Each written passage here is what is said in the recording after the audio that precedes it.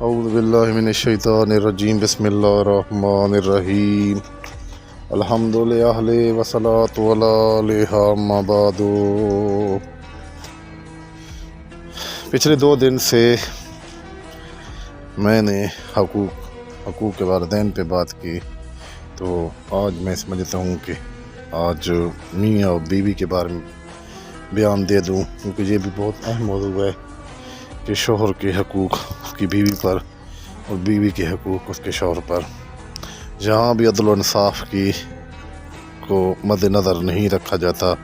اگر عدل و انصاف کے ساتھ جیسے اللہ نے کہا ہے اگر عمل کیا جاتا تو آج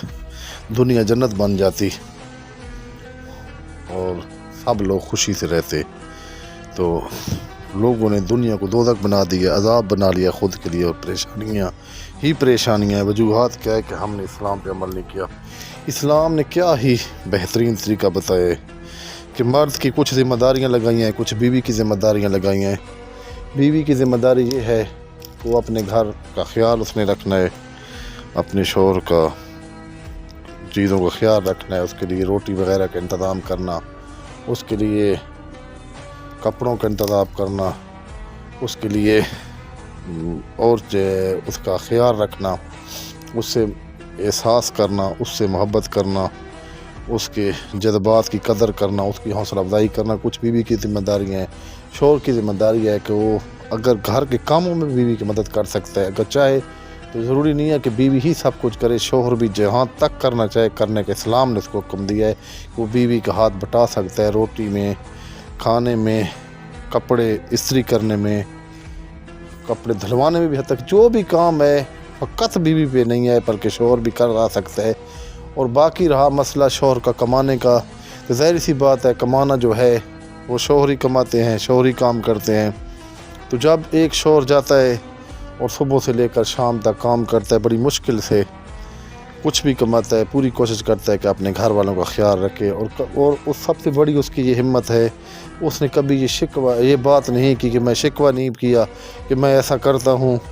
میں نے اتنا کمایا ہے، میں نے یہ کیا ہے، آپ بچوں کے لیے کبھی بیوی اور بچوں کو کچھ نہیں کہتا، بلکہ وہ سمجھتا ہے یہ میری ذمہ داری ہے، اور خوب اس نے ذمہ داری کو نبھاتا ہے، اور اپنا خیال نہیں رکھتا، حتیٰ کہ وہ نہیں دیکھتا کہ میں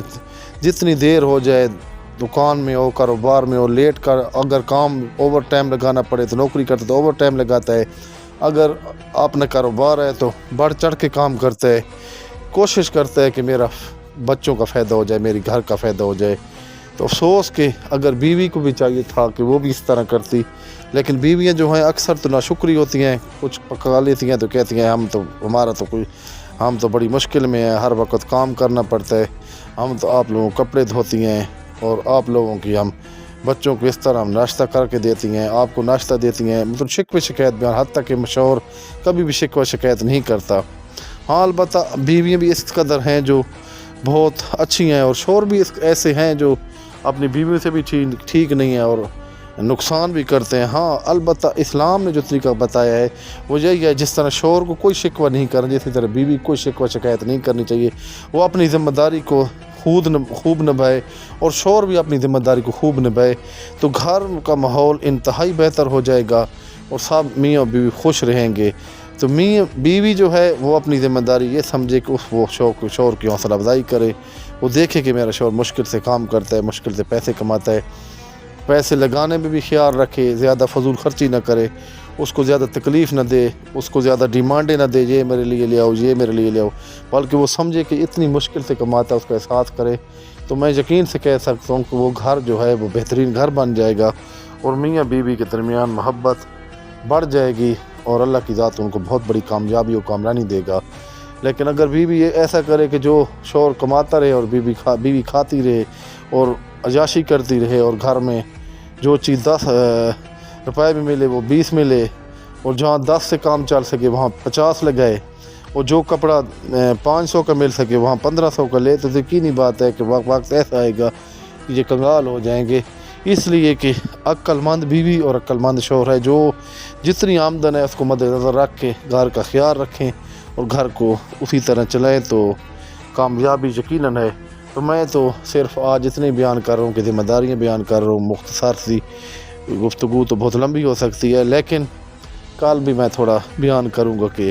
اس سے بھی تھوڑا بیان کروں گا کہ اور بھی کمی بیشیاں ہیں جو میاں اور بیوی میں ہوتی ہیں، وہ گھر کا ماحول خراب ہوتا ہے۔ تو اللہ کی ذات ہمیں محمد و آل محمد کے نقش قدم پہ چلنے کی توفیق دے، ہمارے مردوں کو آل محمد کے مردوں کے